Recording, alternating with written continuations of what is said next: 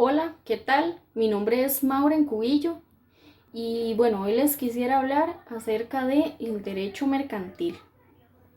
¿Qué tema tan importante? Realmente todo en nuestra sociedad gira alrededor de el comercio. Entonces es muy importante poder nosotros como profesionales entender qué es el derecho mercantil, cuáles son esas normas, qué es lo que viene a regular, cómo lo podemos aplicar, quiénes son sujetos o quiénes son comerciantes, por ejemplo, quiénes podemos hacer actos de comercio, quiénes pueden, quiénes no. Hay muchas cosas importantes alrededor de este tema y básicamente vamos a hacer un breve resumen para que no extendernos tanto, pero de manera que quede bien claro este tema, ¿verdad? Vamos a ver cómo de hace muchísimos años las personas realizan actos de comercio, intercambiamos cosas, compramos cosas, vendemos cosas y todo con el fin de recibir a cambio algo que nos interesa. ¿Verdad? La sociedad ha venido realizando comercio desde hace muchísimos años y es importante que sepamos pues cómo se rigen, qué es lo que con los que nos podemos guiar para poder saber qué actos se pueden hacer, cómo los podemos hacer, etcétera. Para eso nace el derecho mercantil precisamente. La idea es regular, crear una regulación, crear una serie de normas y reglas que vamos a tener que seguir, que tienen que seguir los comerciantes.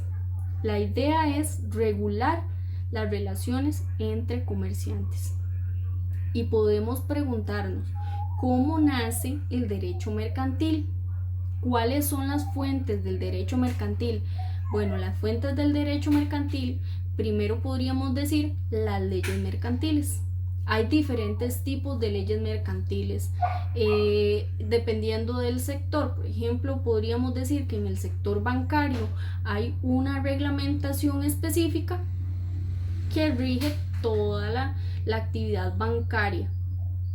Podríamos decir también en cuanto al transporte marítimo, por ejemplo, hay una cierta regulación que nos va a indicar pues cómo podemos hacer ese transporte de mercancías vía marítima, por ejemplo.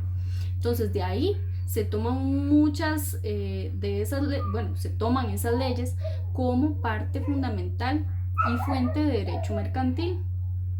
Por otro lado, podemos decir que las costumbres, desde hace mucho tiempo, como les decía, se practica comercio. Entonces hay ciertas actividades o patronos que se repiten y se repiten hasta que se crea una costumbre. Esas costumbres vienen a ser parte fundamental de el derecho o fuente del derecho mercantil también. También podríamos decir los principios generales del derecho. Vienen a ser también parte o fuente de derecho mercantil.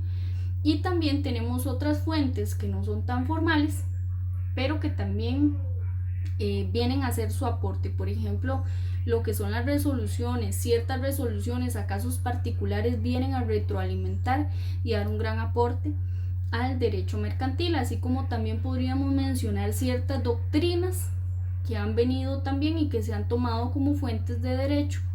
En el caso de nosotros, bueno, nos guiamos por la pirámide de Kelsen, es una de las doctrinas que se han aportado también en el derecho mercantil.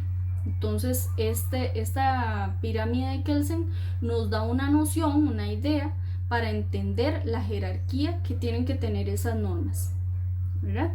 Bueno, aparte podríamos mencionar también algunos otros aspectos importantes, como por ejemplo quiénes son sujetos o qué es un acto de comercio. Decimos, bueno, el derecho mercantil viene a regir o a regular los actos de comercio, pero ¿qué es un acto de comercio? Bueno, dice por acá que un acto de comercio es la adquisición que se realiza a través de un pago concreto, un producto con el objetivo de obtener un lucro posterior. Quiere decir que cuando hacemos un acto de comercio, yo pago por un bien, un producto, un servicio, y recibo a cambio algo, un derecho, por ejemplo, con el cual yo voy a lucrar. Por ejemplo, podríamos decir que un acto de comercio es la compra de una casa o la compra de un carro. También podríamos decir que un acto de comercio puede ser la compra de las acciones en una compañía. Tal vez no es un bien físico lo que estoy obteniendo, pero sí estoy obteniendo un derecho sobre las acciones, ¿verdad? Y aportando cierto capital, estoy haciendo un pago y recibiendo un derecho a cambio. Podríamos decir que no todas las personas son son sujetos que pueden realizar actos de comercio. Por ejemplo, y como leía en la lectura acá de la universidad, decía un ejemplo que me pareció bastante interesante, porque por ejemplo un menor de edad no puede hacer un acto de comercio. Un menor de edad no puede ir al banco y decir vengo a comprar una casa, no puede ir a la Furdy Motors, por poner un ejemplo, y decir vengo a comprar un carro.